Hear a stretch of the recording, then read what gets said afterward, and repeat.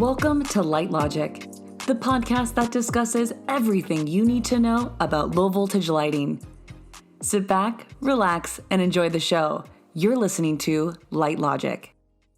All right, everyone. Hello, and welcome back to the Light Logic podcast. I am your host, Brian Qualls. I'm excited today with our guest, Wes Renke. I've known Wes a long time. We've met, and this is part of the reason why he's on the podcast. We met when he was working for a large company, and I'll tell a little secret about Wes. I tried to get him a job at Unique Lighting at one point in time. That's how impressed I am with the guy. I think he can have his own podcast. He's just a wonderful person to be around. I consider him a friend, and I just wanted to say thank you to Wes for joining today, and thanks for it's been hard getting us schedules going, but thanks for joining. And how are you? Great. That was a wonderful intro. I appreciate that. You bet. The feelings are mutual, Brian. It's been a wonderful journey. Yes. So, Wes, one of the things I'm glad you're on the call, because I think you can speak to a lot of the people that we're working with here at Unique Lighting, and the fact is that you worked for a very large landscape maintenance construction company, and have recently taken the leap and started your own company.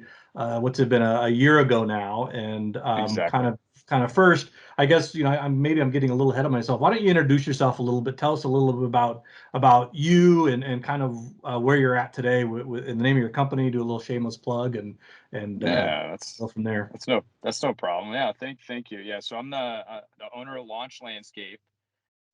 One of the original ideas with the name of Launch Landscape was I noticed the market really picking up on a lot of the new builds, especially in Arizona. We have tremendous growth, and there were these homes that were just sitting empty for years with really no landscape, and all of a sudden it just started booming even more, and friends were just keep asking me to join into that market. And yeah, I felt I heard a lot of issues with other contractors, specifically in the residential market, that they just really, it felt like they were getting turned over, kind of like you obviously have a daughter, and you go to the hospital and you have a baby, and then you kind of leave the hospital, and here's this baby that you have to manage. You don't really know how to do it. I kind of felt similar to that in the landscape world, where a lot of these customers, they really have no idea what they're getting and what they're paying for. And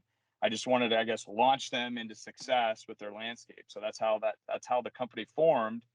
It was a lot of trial and error, and that was kind of the original concept, and we've really propelled from there. Yeah.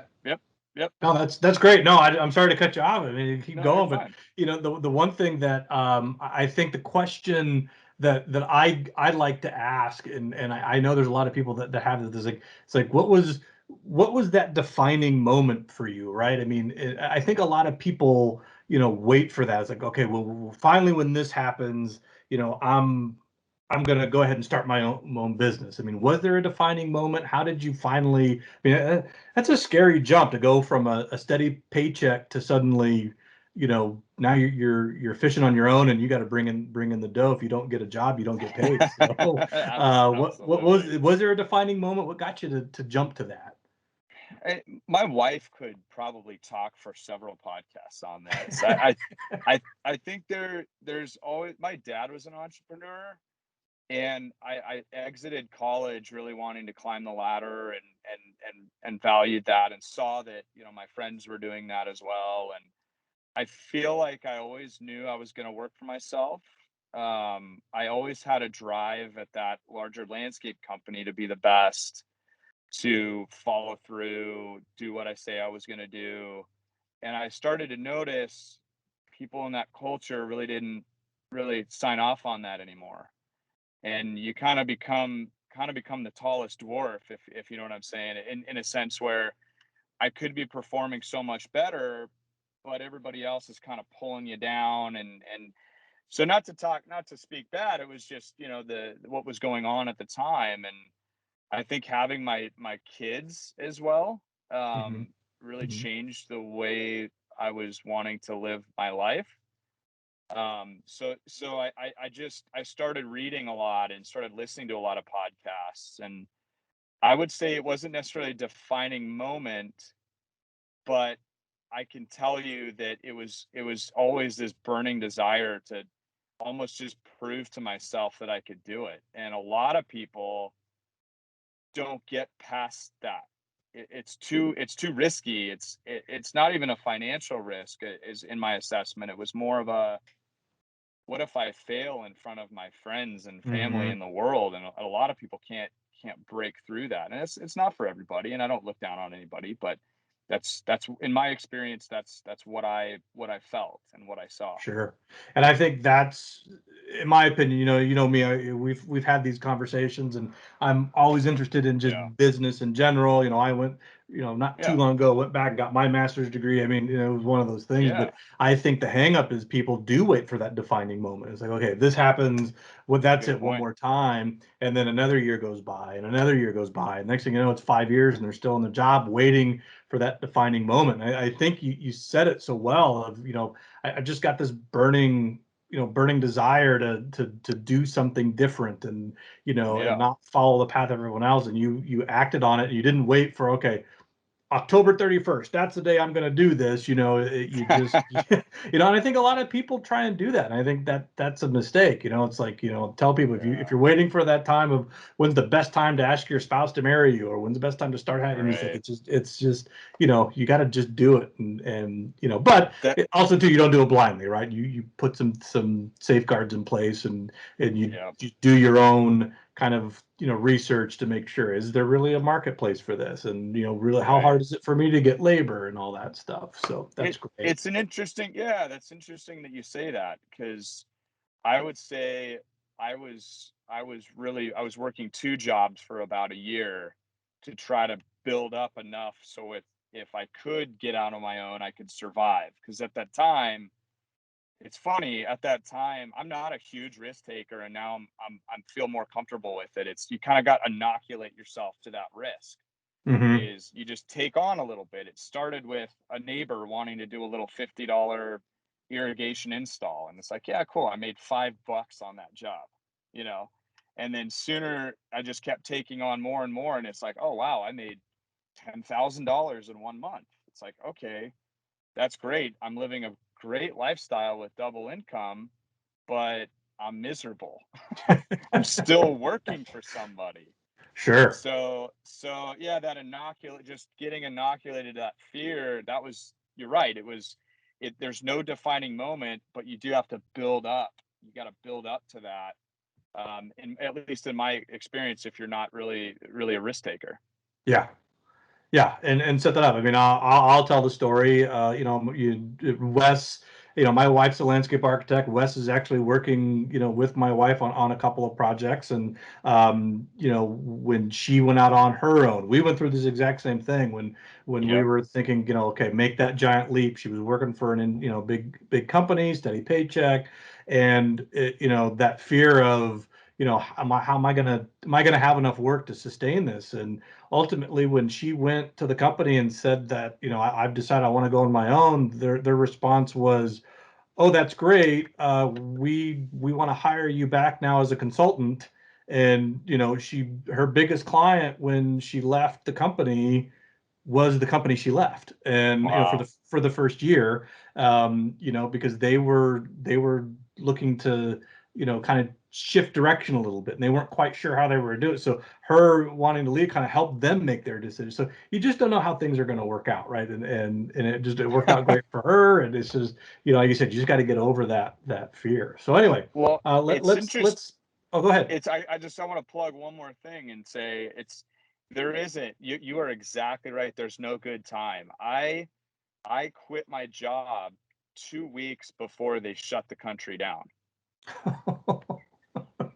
when the Man, coronavirus first started, and they said, yeah, wow. it's ready to go.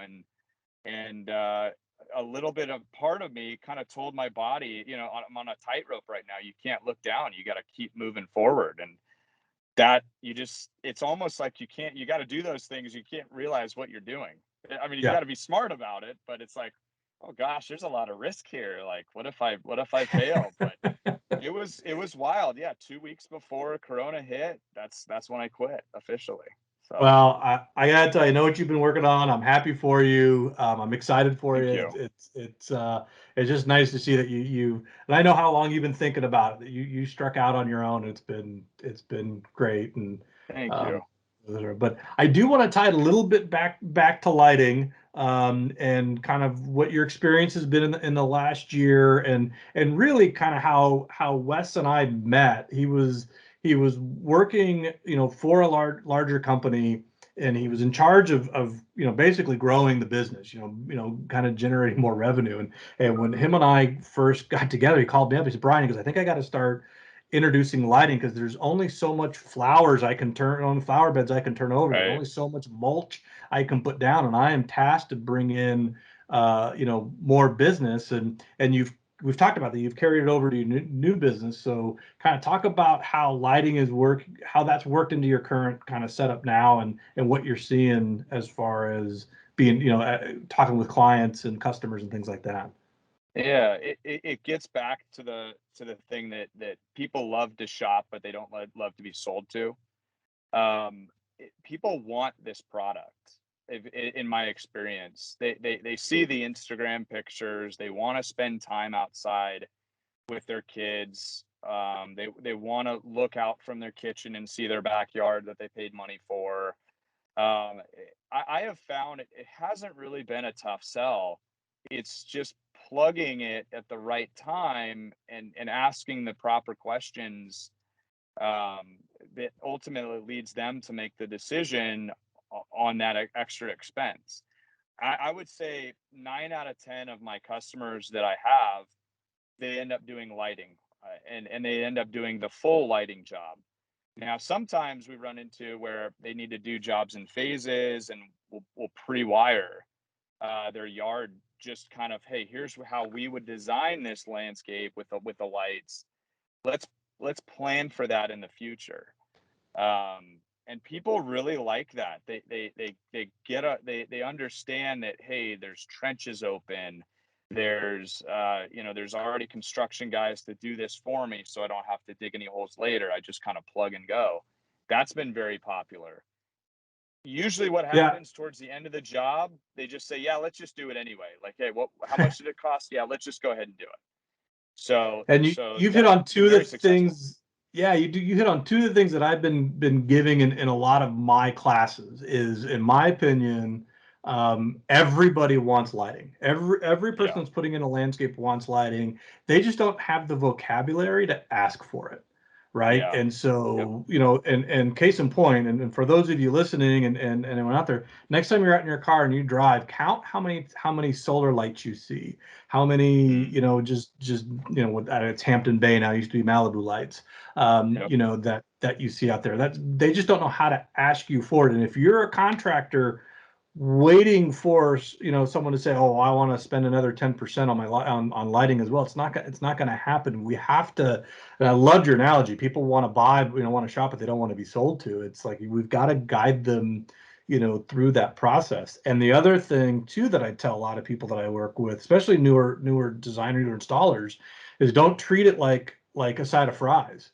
Like, oh, we're going to put in your irrigation, we're going to put in your landscape, and we're going to put a bar over there, and oh, do you want lights with that? Right? And Right. when people treat it like, hey, this is a side of fries, it's easy for, no, we don't need lighting. And Right. and I like how you said, when you incorporate it and you walk them through it, and it helps. I mean, I don't know, you tell Yeah. me, and it adds to your bottom line as a contractor. Yeah, absolutely. I would say, when lighting projects go in, the average lighting job for me is probably between 8 to 15,000. There's some that are pretty good pops. We've done $100,000 project before. We've done several $50,000 lighting jobs. The margins on those are pretty good, and it leaves a customer with a finished product. And that's a big thing that I try to push earlier on, or at least kind of interlace into the conversation that we want to go all the way. We don't want to stop short. We want to make sure that you have a complete landscape, and people have the budget for it. You'd be surprised on these landscape projects where the homeowner will 2 weeks later, they'll go out and buy a $3,000 couch or patio furniture. They have the budget. It's really finding what works for them, in a sense of it's valuable to them to buy it, and really pushing that it's completing the landscape. You're doubling your usable space because you get to use it at night. It's the atmosphere. You can be in a more romantic setting. I mean, there's so many ways that you can discuss, how that would work. So yeah. Yeah. So what would be your advice? So, okay, I'm a new contractor, and I'm listening to all this. Is, one of the things that I run to as a sales rep, as a guy that I travel the country here. There's some people that are it's too complicated. It's electricity. I just, I'm not quite ready for that. What would your advice be to someone that is just starting out, that is saying, no, I'm just going to stick with the pavers and the landscape, but this all sounds great, but what would you say to someone that's brand new, that's thinking about getting into lighting, or is not even doing lighting yet, and they got to get into it? Yeah, I think having a more curious mentality. I like to ask a lot of questions. You'd be amazed what people tell you. You'd be surprised how many times a day I hear this quote is I can't believe I'm going to tell you this, but here it goes. I hear that all the time. And once you realize you're asking those right questions, you kind of ask yourself those questions too, and say, well, why am I not going to do this? It's relatively easy. It's a lot easier now to install it than it ever has been. I utilize your hubs a lot, and that's a fantastic way to do it. And I think having a more curious mentality will ultimately lead you to discover these things kind of on your own. A lot of contractors are closed, and it's not that you're pushing sales on the customer. It's you're giving the customer what they ultimately want, and it's the experience. It's how they're going to interact with their landscape, and they'll remember you. People will come over and they'll say, wow, this is really nice. They'll usually come over for dinner and the lights come on, and it's just this entire complete landscape that they can enjoy.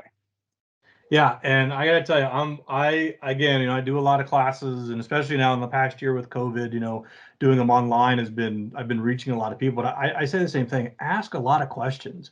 What time do you get home at night? How many times do you entertain, in a month, in a week, in a year? It's like you get them thinking, oh my God, I use my backyard a lot more than I think I do. And geez, it's always dark back here. We've got that stupid floodlight in the corner. Nobody likes it. Right. And when you invoke that emotion, when you get them thinking versus, do you want lights? How many lights do you want? Right. It's a completely, back and forth type of deal. So yeah, exactly. Exactly. Go ahead. Yeah. So anyway, so we're wrapping up here. We're coming to the end. I know it goes fast, man. I could talk to you for hours, but I'm gonna ask you the final question that I ask all my guests when they're on: is if you could go back in time and talk to younger Wes, what advice would you give him? Marry the same woman and start your business sooner. Start your business. Two different sooner. things.